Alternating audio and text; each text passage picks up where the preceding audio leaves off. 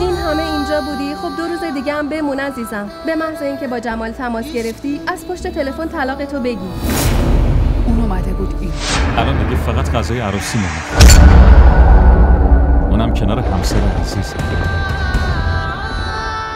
یه حرفی یه بهونه جور کن تا از اینجا بره، خواهش میکنم. هوری با کی رفته بود بیرون؟ یه دیگه از دوستاش اومده بود.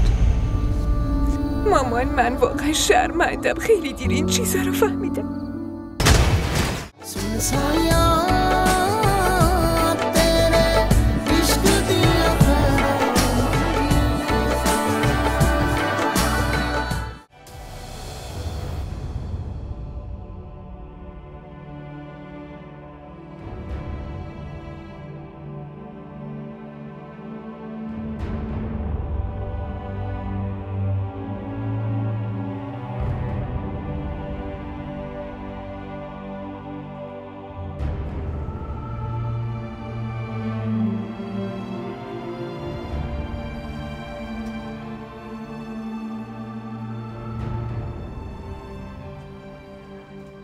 بریم. هوری من چی کار کنم؟ چجوری با شامی روبرو بشم؟ دیگه چه بهونه‌ای بیارم آخه؟ اینو خودمم نمیدونم، ولی بالاخره باید بری خونه. نه، بیا بریم پیش دوسته جمال. بریم اونجا چی کار کنیم؟ اونا حتما شماره مادر جمال دارن. هوری جمال با هواپیما نمیره که، 3 ساعته نمیرسه روستاش، داره با قطار میره. تا بخواد برسه اونجا 3 روز طول میکشه. نیوشا لطفا یه کاری کن. من نمیتونم تو این شرایط با شامی روبرو بشم. من که چوب جادو ندارم هوری، منطقی باش. این همه اینجا بودی؟ خب 2 روز دیگه هم بمون عزیزم. به محض اینکه با جمال تماس گرفتی از پشت تلفن طلاق تو بگی. بریم. اگه خیلی دیر کنیم خاله شک میکنه. بریم.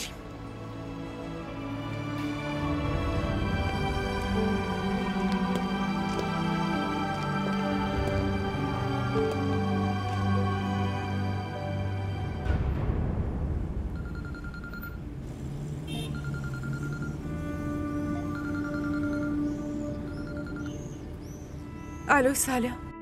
الو هوری کجایی؟ مامان همین الان داریم از دانشگاه راه میافتیم. آها راه افتادی؟ باشه منم نهار رو حاضر میکنم. آره باشه حاضر کنید. نیوشا برای نهار میمونه؟ نیوشا واسه نهار میمونی؟ نه من تو رو میرسونم، خودم برمیگردم هوری. ماما نیوشا باید برگرده. آها باشه پس بیا. راستی ببین از شاه میرم بپرس ببین دیگه با دوستاش کار نداره. بگو اونم نهار بیاد.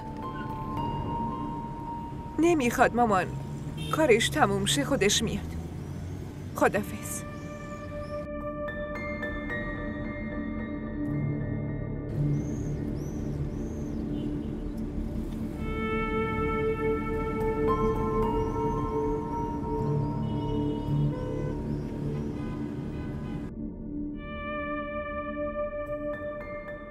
ببینید از لحاظ شرعی این حرف هیچ مبنایی نداره. البته از نظر قانونی. ولی حاج آقا خیلی معذرت میخوام که تو حرفتون میپرم، ولی ما 2 تا زن و شوهر میخوایم دوباره بله رو به هم بگیم برای اینکه خیالمون راحت بشه. انشاءالله خدا این ازدواج رو پربرکت قرار بده، نیتتونم قبول کنه. آمین. پس ما کی بیاییم؟ فردا بیاین نماز. حاج آقا فردا نه، میخوایم همین امروز کارو تموم کنیم. امروز که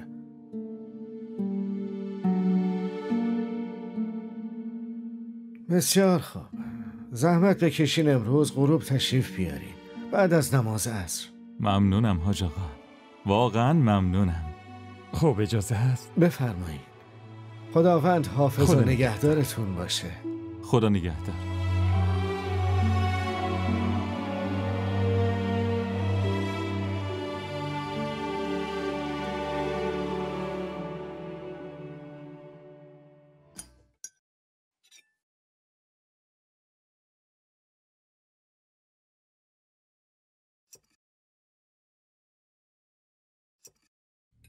رفتی کیو ببینی؟ یعنی تو دانشگاه کیا رو دیدی؟ همه بچه ها مامان. همه اونایی که قبلا تو دانشگاه تو اکیپمون بودن. اون پسره چی؟ کی؟ جمال.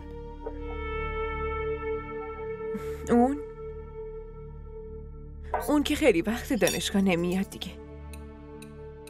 تو چی؟ منظورت چیه الان؟ تو رفتی اونو ببینی دیگه. نه اصلا. اون اومده بود اینجا.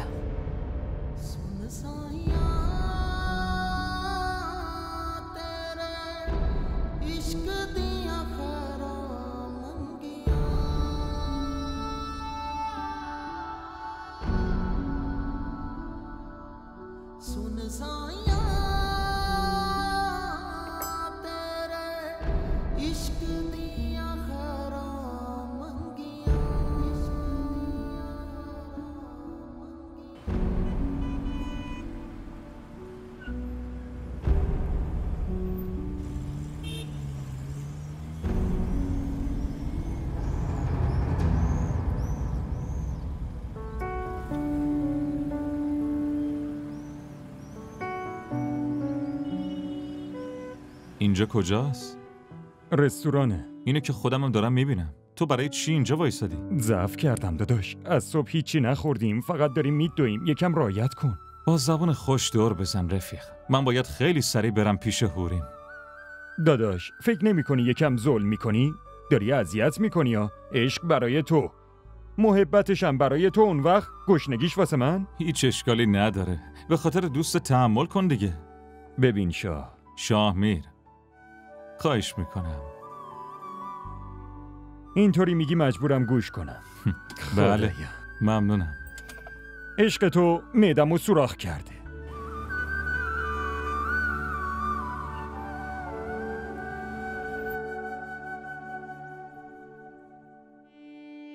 اگه اون موقع هم حرفتو باور میکردم هوری، بازم شرایط همین بود.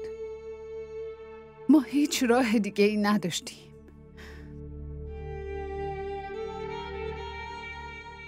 همه ی راههای من به یه جا ختم میشن مامان. حالا من چی کار کنم؟ برم سرمو به کدوم دیوار بکوبم؟ اومدم اینجا فکر کردم یواشکی جمالو ببینم، ازش طلاق میگیرم و با شاهمیر دوباره عقد میکنم، ولی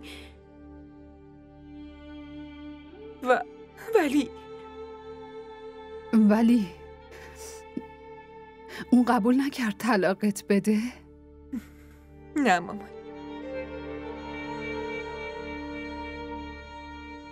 تقدیرم با من اصلا همراهی نکرد مامان.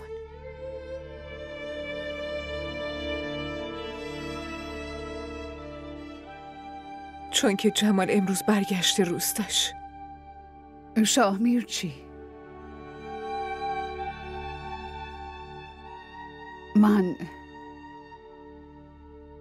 من دیدم که تو اتاقتون 2 رخت خواب جداست.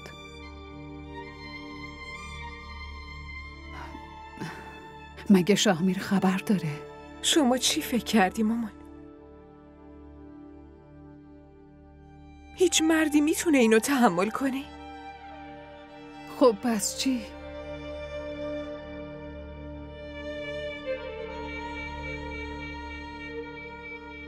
شاهمیر خودشو توی آینه دیگه نگاه میکرد.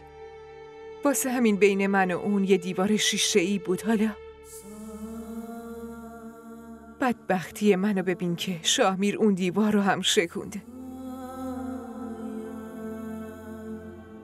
حالا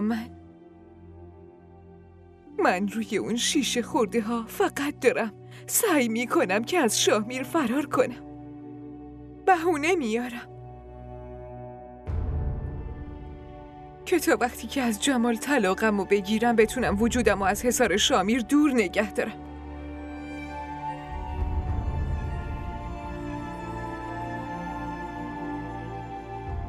من چقدر منافقم. با وجود اینکه جمالو دیدم و از عقد تو اون مطمئن شدم، به خاطر زندگی و آبرو ساکت موندم. پیش یه حاج آقایی رفتم و فتواشو پرسیدم. گفت باید از اولی طلاق بگیره و با دومی دوباره خطبه عقد بخونه.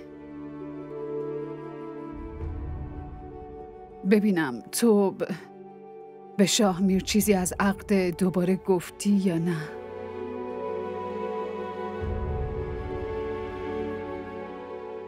چی بگم مامان؟ به خاطر بابا، به خاطر فداکاری. برای خودم و شاهمیر چه بهونه ها که نیاوردم، چه دروغایی که نگفتم.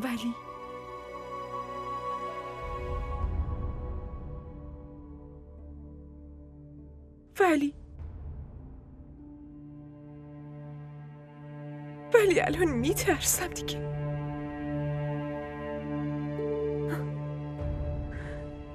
که یه وقت فداکاریم هدر نره. اون وقت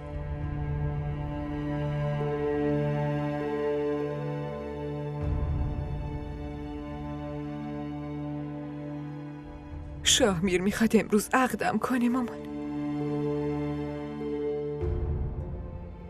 الانم رفته کاراشو انجام بده. حالا چه جوابی بهش بدم؟ چه بهونه‌ای براش بیارم آخه؟ خانوم، آقا شاهمیر اومدن.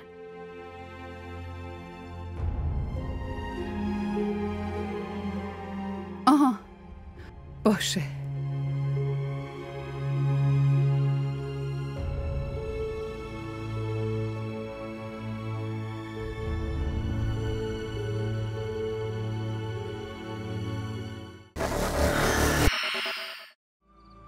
چون جایی که دوستی بابا تموم میشه، از اونجا دوستی مامان شروع میشه. اگه همه دخترای دنیا اینو بفهمن، دیگه هیچ وقت از توجه خانواده‌شون ناراحت نمیشن. مامان، من واقعا شرمندم. خیلی دیر این چیزا رو فهمیدم. دعا کن این دیر شدن ضرر نداشته باشه و شفیعم شاهمیر رو بفرسته بره.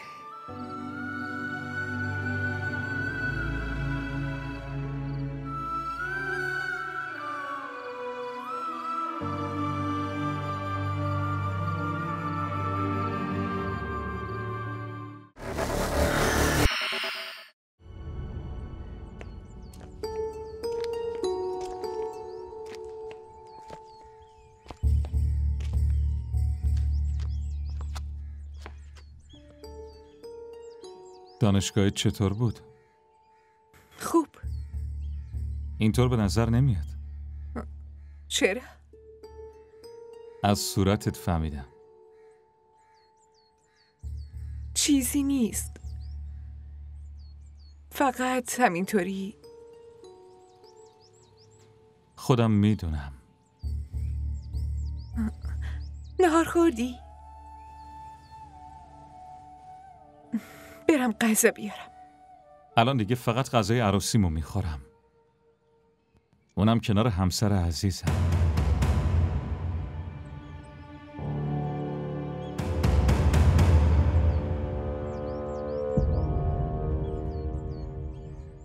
خوشحال نیستی که عروسیمونه؟ باشه، توضیح میدم. امروز عصر عقد ماست. غروبم عروسیمونه. هوری، شاید ما اولین عروس دوماد دنیاییم که میخوایم دوباره ازدواج کنیم، اونم با هم دیگه. چقدر خاص و قشنگ رابطمون. مردم بعد ازدواج رویاهاشونو ول میکنن و وارد روزمرگی میشن، ولی ما بعد روزمرگی ها تازه داریم وارد رویاهای عشقمون میشیم. عصر ساعت 5 حاضر باش. نه شاهمیر، امروز نه. امروز نه یعنی چی؟ تو خودت گفته بودی. آره میدونم، خودم گفته بودم، ولی من از لحاظ روحی براش آماده نیستم اصلا. حوری آخه تو چی میخوای؟ من هر موقع که میخوام پایه های رابطمون رو قوی کنم تو یه بهونه‌ای میاری. اصلا میخوای با هم نسبتی داشته باشی یا نه؟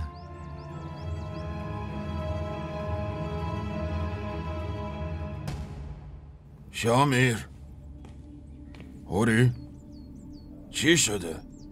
همه چی خوبه؟ عمو جان این فقط بله. شاهمیر میخواست منو شام ببره بیرون.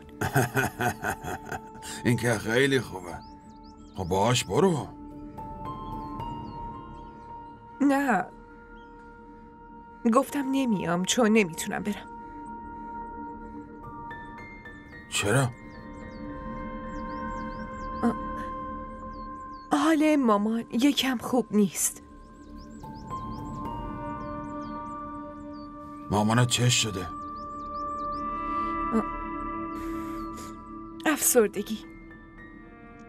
افسردگی؟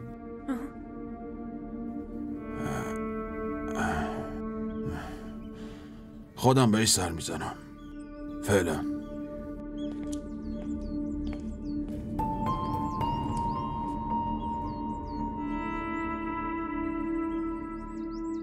اگه حال زنمو بده چرا بهم نگفتی؟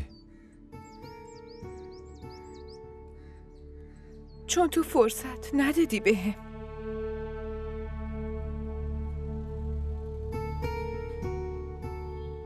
شرمنده.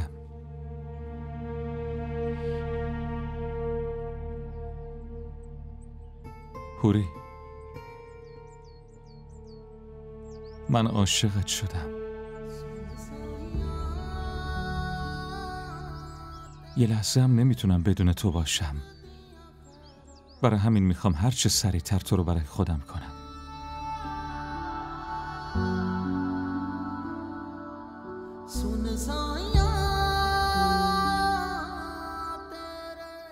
بریم چایی بریزم.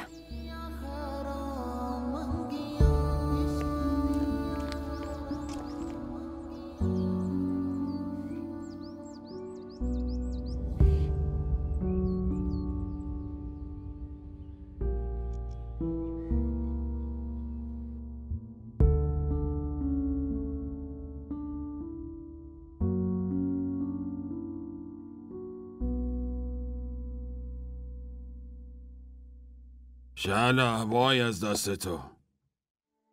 دختر و دامادت اومدن اینجا و تو افسرده. آره اینجا. خانم این روزا اونایی افسردگی دارن که زندگیشون درگیر مشکلاته. تو که خدا رو شکر همه چیت خوبه. دیگه افسردگی چیه؟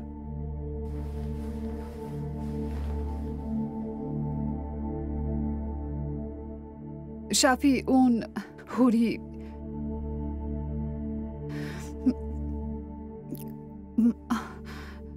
من میخوام که حوری و چند روز دیگه اینجا نگه دارم. تو یه کاری کن، شاهمی رو برش گردون. خب باید یه چیزی بگه میخواد حوری رو ببره تا بعدش منم بهش بگم. فعلا اون دوتا حوصله ندارن جایی برن. بعد من چجوری بهش بگم از اینجا برو؟ بعدم تو که تا دیروز 100 مدل غذا براش میپختی چی شد یه دفعه دختر؟ شفی خب یه چند روزیه که حس میکنم بدجوری دلم گرفته. به این راحتی حالم سر جاش نمیاد. اصلا فکر کن یه حالی دارم که نمیتونم برات توضیح بدم. شعلا، خب چی شده که نمیتونی به من بگی؟ نمیتونم بگم دیگه. بس کن شعلا. خب اگه به هم نگی من چطوری کمکت کنم؟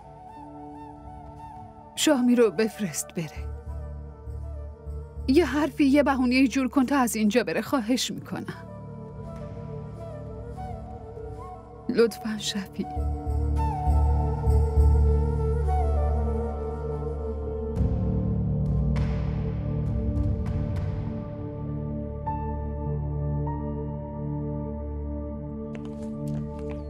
کجایی مازیار؟ خیلی عمرت طولانیه آقا داماد. دارم میرم برای عروسیت خرید کنم. حلقه یه گل و یکم شیرینی. یه سری کادو هم برای تو و زن داداش. داداش امروز ولش کن. ول کنم؟ چرا؟ چون حال مادر هوری خوب نیست. چی شده؟ خدا بد نده. افسرده است. این که مشکلی نیست. کل دنیا افسردن، خالم خوب میشه. تو چرا میخوای برنامه‌تو به هم بزنی؟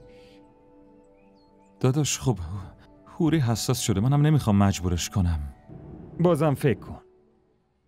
بهتره تو یه کاری کنی. برو با حاج آقا صحبت کن و یه وقت دوباره بگیر. حتما؟ آره حتما. باشه، حرف میزنم. شامیر، فکر کنم این مادر و دختر امروز حوصله ندارن بهمون برسن. باید تنها بشینیم چایی بخوریم. بفرمایین عمو جان.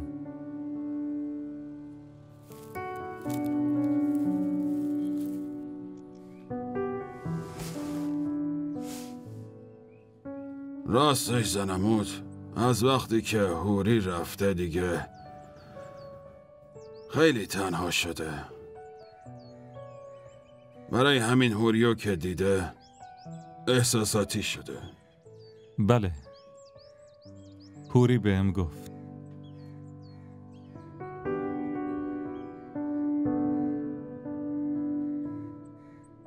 یه چیزی بهت بگم.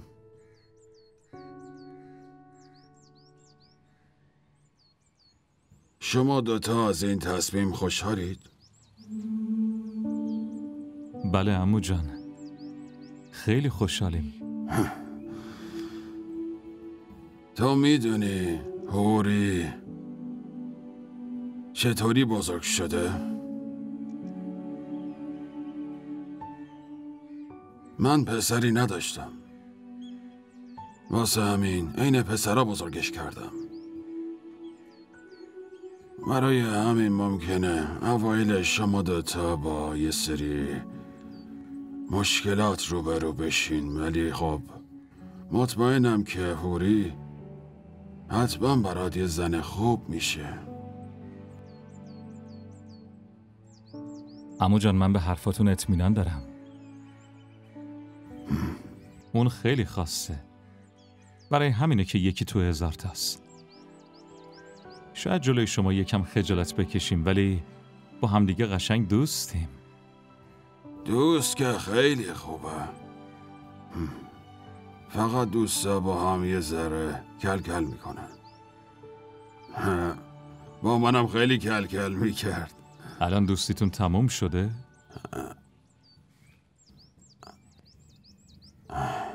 آره، میشه اینطور گفت. چرا؟ یه عادت بد دیگه هم داره. اون در لحظه فقط میتونه یه دوست داشته باشه.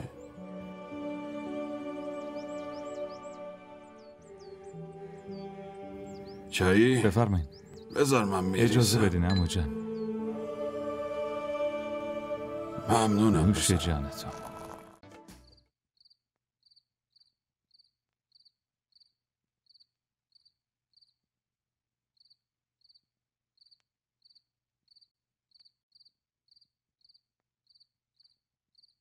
نگران نباش. با بابات حرف زدم. اون چند روزی شاهمی رو میفرسته که بره. بعدش ما یه جوری جمال رو پیدا میکنیم و این قائله رو ختمش میکنیم.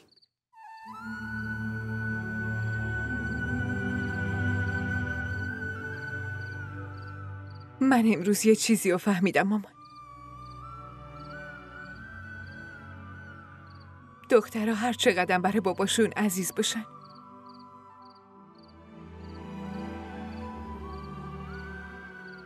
باید با مامانشون دوست باشن.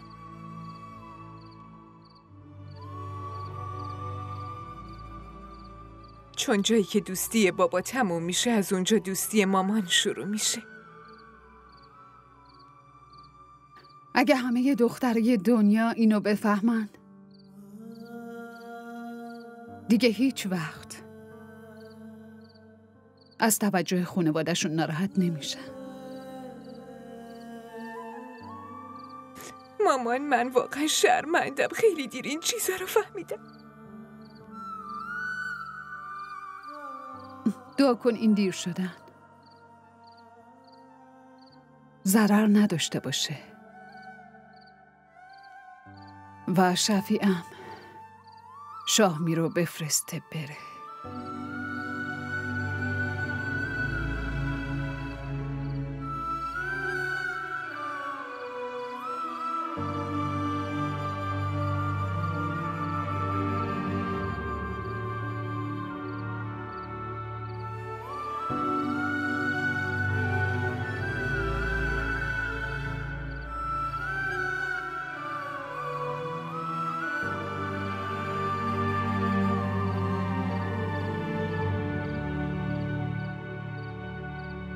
این خوشگل شد؟ کدومو ساختی؟ اینو. آره قشنگه. بازم درست کنم برات؟ ببینم این جنسش خوبه؟ خیلی قشنگه. آره. قیصر داری چی کار میکنی؟ بچه اینجا سیر در بره چی؟ طوری نمیشه مامان، خالیه. هر چی جلوی بچه؟ ای بابا چه فرقی داره؟ بزرگ بشه باید همین کارو بکنه دیگه. اگه قرار بود از این کارا کنه، دیگه چرا شتر اسب فروختیم اومدیم اینجا؟ شتر و اسبمونو فروختیم، نه رسممونو. عوض شدن محل خونه تو عوض نمیکنه. بعدش هم تفنگ زیور مرده دیگه. زیور مرد اسلحه نیست، قلمه. زمونه عوض شده، رسومات عوض شدن. بالاتر از سیاهی رنگی نیست زبیده. این رسوماتی هم که هستن عین رنگ مشکی روی نسلمون ریخته شدن.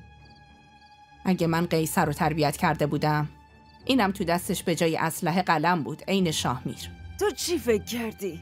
مثلا اون رفته خونه پدرزنش عین اونا اردو حرف میزنه و واسه ما حلیم خور شده؟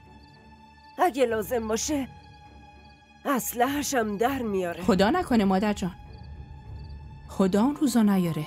الهی که خدا از دهنت بشنوه. ببین آخه من که دشمن نوه هم نیستم. اینم اونقدر احمق نیست که الکی به خاطر اندازی کنه. ولی قبیله‌ای که ما به اون تعلق داریم اونجا تفنگ و شأن خودشون میدونن.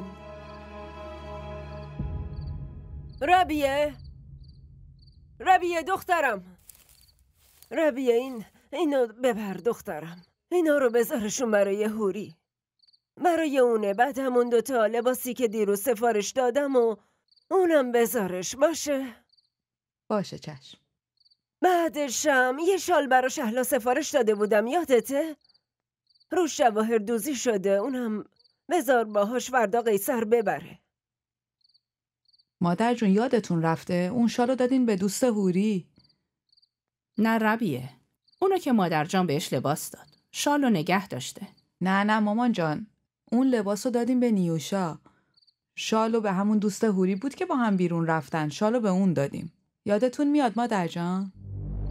وای یادم رفته بود.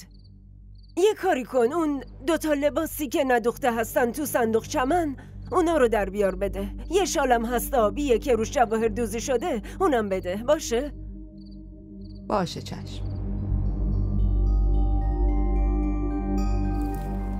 قیصر فردا که رفتی یه مقدار شیرینی و کیک با خودت ببر. اگه تونستی یه مقدارم به شاهمیر پول بده. چشم مادر جان.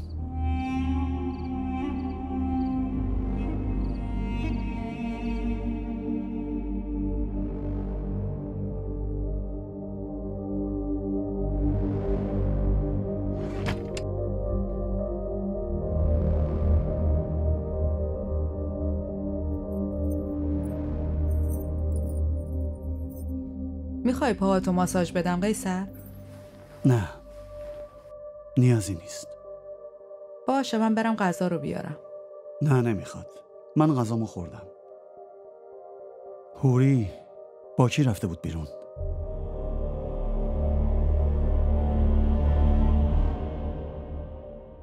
ربیه دارم ازت سوال میپرسم. کدوم دوستش اومده بود؟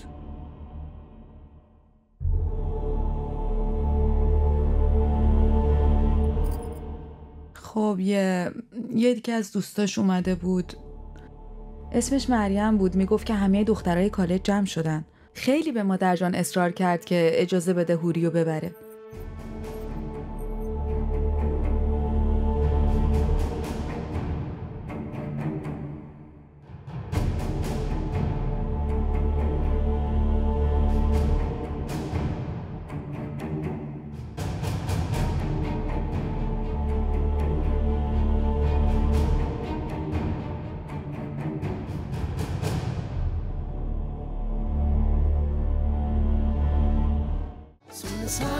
کانال ما رو سابسکرایب کنید. حمایت شما به ما روحیه میده.